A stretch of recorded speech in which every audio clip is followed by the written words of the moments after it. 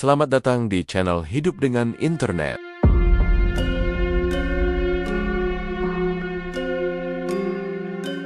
Sebuah kerajaan besar bernama Majapahit berdiri kokoh di tanah Jawa, menjadi simbol kejayaan Nusantara di abad ke-14 dan 15. Di tengah runtuhnya kerajaan-kerajaan lain akibat perebutan kekuasaan dan serangan luar, Majapahit berupaya berdiri tegak sebagai penjaga persatuan Nusantara. Sejak kecil, ia digembleng dengan ajaran spiritual, ilmu bela diri, serta seni politik oleh guru-guru keraton terbaik. Semua ini membentuk karakternya menjadi sosok perempuan luar biasa, lembut namun tegas, anggun namun penuh wibawa, dan selalu siap membela rakyatnya. Seorang raja sakti bernama Menak Jingga dari Blambangan mendengar kabar tentang kecantikan sekaligus kewibawaan Ratu Kencana Wungu dengan amarah membara. Menak Jingga bersumpah akan menaklukkan Majapahit dan membawa Kencana Wungu sebagai rampasan perang, bukan sebagai permaisuri terhormat. Ia mempersiapkan pasukan terbaik, lengkap dengan kesaktian pribadi, yang konon membuat tubuhnya kebal senjata, serta tenaga yang mampu merobohkan gerbang istana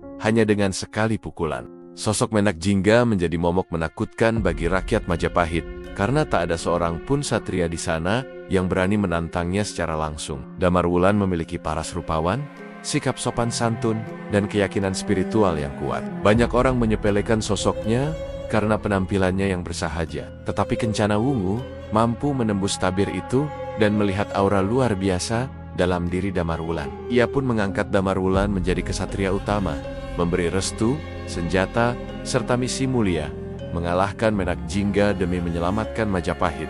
Menak Jingga yang ambisius dan memiliki reputasi sebagai penguasa kejam sekaligus sakti mandraguna, merasa tertarik untuk memperistri Kencana Wungu.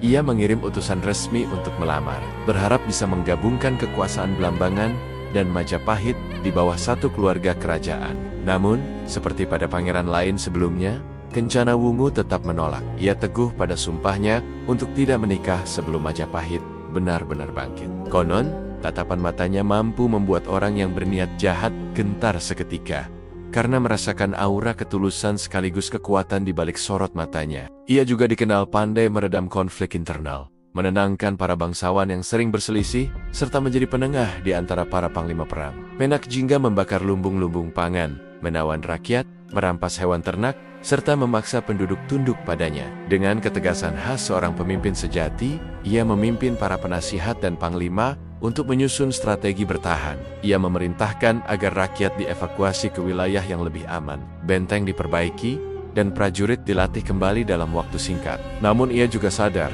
tak mungkin mengalahkan Menak Jingga hanya dengan kekuatan militer biasa. Maka, AI berdoa, memohon petunjuk pada para leluhur agar dikirimkan seorang pendekar hebat, satria sakti yang mampu menyelamatkan Majapahit dari bencana. Kencana Wungu melihat keadaan ini dengan hati hancur, karena ia sadar pasukan Majapahit belum siap menghadapi ancaman sebesar itu. Dalam kepanikan, para petinggi kerajaan berkumpul untuk bermusyawarah, tetapi sebagian besar mereka kehilangan nyali mendengar nama Menak Jingga. Berkat karismanya, rakyat Majapahit mulai menaruh harapan agar ia dapat menyelamatkan kerajaan dari kehancuran total. Namun sayangnya, Majapahit juga tidak luput dari arus perpecahan, konflik istana, serta ambisi para pangeran yang saling menjatuhkan demi tahta. Karena di saat banyak pangeran dan bangsawan jatuh hati padanya, sang ratu memilih menolak semua lamaran dengan alasan sumpahnya kepada tanah air. Ia berjanji tidak akan menikah sebelum Majapahit kembali bersatu dan damai. Sebab baginya, kerajaan adalah prioritas tertinggi. Sikap itu memicu sakit hati di kalangan para pelamar, membuat sebagian bangsawan merasa harga dirinya terluka. Perlahan, muncul fitnah dan tuduhan kejam bahwa Kencana Wungu haus kekuasaan, padahal yang ia perjuangkan hanyalah keselamatan rakyat. Intrik istana pun berkembang liar. Para penentang berusaha menyingkirkannya agar bisa merebut tahta dan menikahi ratu cantik itu demi status dan kekuasaan. Dalam keadaan genting inilah, muncul seorang tokoh perempuan yang namanya Baksinar Harapan di tengah gelapnya konflik. Dialah Ratu Kencana Wungu, seorang putri bangsawan yang dikisahkan tidak hanya cantik rupawan, tetapi juga memiliki keberanian, kecerdikan, dan kekuatan batin luar biasa. Kecantikannya membuat siapa saja yang melihatnya terpukau, tetapi wibawanya membuat mereka segan. Di saat para raja dan pangeran Majapahit sibuk saling berebut kekuasaan, Kencana Wungu muncul bak Dewi Penolong, menata kembali sendi-sendi kerajaan yang nyaris roboh dan menegakkan kehormatan Majapahit sebagai kerajaan terbesar di tanah Jawa. Menurut cerita tutur rakyat Jawa, Ratu Kencana Wungu tidak hanya mewarisi darah kebangsawanan, tetapi juga ilmu kepemimpinan, seni sastra, bahkan kesaktian tingkat tinggi. Namun sayangnya, keteguhan hati Kencana Wungu justru menjadi awal tragedi. Saat situasi internal Majapahit semakin panas, datang ancaman lain yang lebih berbahaya dari luar. Penolakan itu membuat Menak Jingga murka bukan main. Ia merasa harga dirinya diinjak, wibawanya direndahkan, dan kehormatannya dilecehkan di hadapan rakyat Belambangan. Saat pasukan Belambangan mulai bergerak, desa-desa di perbatasan Majapahit dilanda ketakutan hebat. Dalam legenda, diceritakan bahwa Ratu Kencana Wungu tidak menyerah. Doa itu seakan dijawab ketika muncul seorang pemuda sederhana bernama Damar Wulan yang datang dari keluarga keturunan. Damar Wulan berdiri di hadapan Ratu Kencana Wungu dengan penuh hormat. Ia menundukkan kepala, merasakan getaran wibawa sang ratu yang menatapnya dengan mata penuh harapan sekaligus ketegasan. Kencana Wungu yang sudah menilai keberanian pemuda itu, tanpa ragu menunjuknya sebagai harapan terakhir Majapahit. Tugasnya berat, menantang Menak Jingga, Raja Sakti dari Belambangan, dalam duel hidup mati demi mempertahankan kehormatan kerajaan. Damar Wulan menerimanya dengan lapang dada, meski ia sadar risiko nyawanya sendiri dipertaruhkan. Ia merasa terpanggil oleh cinta tanah air, dan oleh rasa hormatnya kepada sang ratu, yang rela berkorban demi rakyat. Kabar penunjukan Damar Wulan cepat menyebar. Banyak bangsawan meragukan kemampuannya, mencemooh pemuda sederhana itu yang dinilai tak layak menandingi Menak Jingga. Namun, Kencana Wungu tetap pada keyakinannya. Karena ia mempercayai bisikan naluri dan doa leluhur yang diyakininya menuntun langkah ini. Sang ratu pun memberikan Damar Wulan senjata pusaka khusus,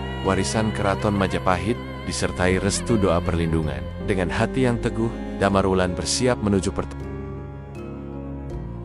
Sementara itu, Menak Jingga semakin maju dengan pasukannya, menebar teror dan ketakutan ke desa-desa. Ia menantang siapa saja yang berani melawannya, memamerkan kekebalan tubuhnya, membuat para prajurit Majapahit lari terbirit-birit. Menak Jingga merasa tak terkalahkan, seakan sudah memegang kemenangan di tangan. Namun ia tidak pernah menyangka bahwa seorang satria muda tanpa nama besar akan muncul menjadi lawannya. Damar Wulan pun berangkat menuju Belambangan, menempuh perjalanan berbahaya, menembus hutan, menyeberangi sungai, dan menghadapi banyak rintangan gaib. Konon, sepanjang perjalanan, ia juga ditempa oleh makhluk-makhluk halus penunggu hutan yang menguji keteguhan hatinya. Berkat kesabaran, keberanian, dan keyakinannya, Damar Wulan lolos dari semua cobaan itu, hingga akhirnya tiba di perkemahan besar Menak Jingga. Pertemuan Damar Wulan dan Menak Jingga menjadi babak legendaris dalam sejarah rakyat Jawa. Dengan sopan, Damar Wulan menantang Menak Jingga untuk duel 1 lawan 1. Demi menuntaskan pertumpahan darah ini tanpa lebih banyak korban rakyat. Menak Jingga dengan kesombongannya menerima tantangan itu, yakin tidak ada satupun manusia yang mampu menebas tubuhnya. Pertempuran sengit pun terjadi. Menak Jingga memukul Damar Wulan sampai terpental berkali-kali, nyaris menewaskannya. Namun Damar Wulan tak menyerah. Ia bangkit berulang kali, meski tubuhnya sudah penuh luka dan darah. Konon, dalam momen nyaris putus asa itu, Damar Wulan teringat wejangan Ratu Kencana Wungu dan mendoakan keselamatan kerajaannya. Dengan sisa tenaganya, ia mencoba mengalihkan perhatian Menak Jingga, hingga akhirnya menemukan kelemahan sang Raja Sakti, bahwa hanya senjata pusaka keratonlah yang mampu menembus kekebalan tubuh Menak Jingga. Dengan strategi cerdik, Damar Wulan menebas Menak Jingga tepat di bagian leher menggunakan pusaka keramat itu, memenggal kepalanya dalam satu tebasan penuh keberanian. Tubuh raksasa Menak Jingga roboh ke tanah, dan pasukannya langsung gemetar ketakutan melihat junjungannya mati. Mereka menyerah tanpa syarat, lalu mundur dari wilayah Majapahit. Kemenangan ini menyelamatkan rakyat, menyelamatkan tanah Majapahit, sekaligus meneguhkan kebesaran Ratu Kencana Wungu. Majapahit kembali berdiri dengan penuh wibawa. Desa-desa dibangun ulang, para tawanan dibebaskan, kehidupan rakyat perlahan pulih.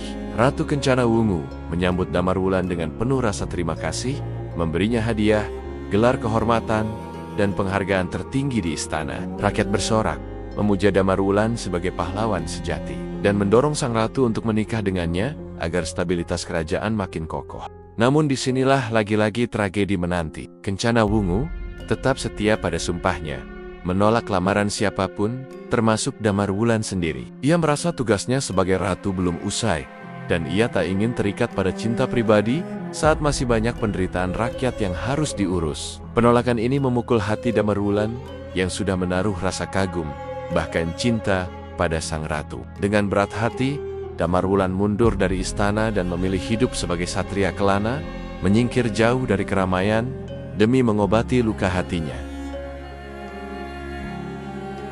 Kencana Wungu lalu memerintah Majapahit seorang diri, menjaga kerajaannya sampai akhir hayat. Legenda mencatat ia wafat tanpa pernah menikah, tanpa meninggalkan keturunan. Hanya menorehkan nama besar sebagai perempuan sakti, cerdas, sekaligus tragis. Sebagian masyarakat percaya, setelah meninggal, arwahnya bersemayam di alam gaib untuk terus menjaga kejayaan Majapahit. Bahkan di Jawa Timur, hingga kini masih ada ritual penghormatan pada roh Kencana Wungu, agar kerajaan-kerajaan Jawa tidak mengalami kehancuran seperti yang hampir terjadi di masa lampau.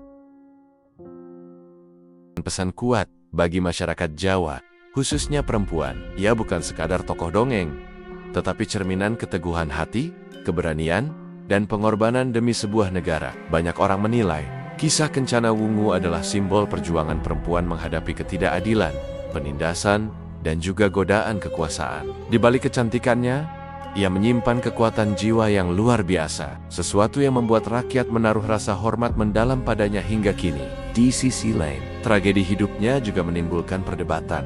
Benarkah seorang perempuan harus mengorbankan seluruh kebahagiaan pribadinya demi kerajaan? Bukankah ia berhak pula menikmati cinta dan keluarga? Pertanyaan-pertanyaan ini masih sering muncul dalam diskusi budaya di Jawa, karena rakyat tidak pernah benar-benar sepakat. Apakah Kencana Wungu membuat keputusan bijak?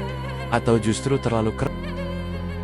Itulah yang membuat nama Kencana Wungu tetap hidup. Ia tidak hanya menjadi figur sejarah, tetapi juga menjadi mitos, menjadi inspirasi. Bahkan kadang menjadi cerita sedih yang memancing air mata siapa saja yang mendengarnya. Banyak seniman wayang, penulis lakon, hingga pembuat film Jawa terus menceritakan ulang kisah Ratu Kencana Wungu, agar generasi baru tidak lupa bahwa di balik keagungan Majapahit, ada perempuan perkasa yang rela menanggung beban seluruh negeri di pundaknya.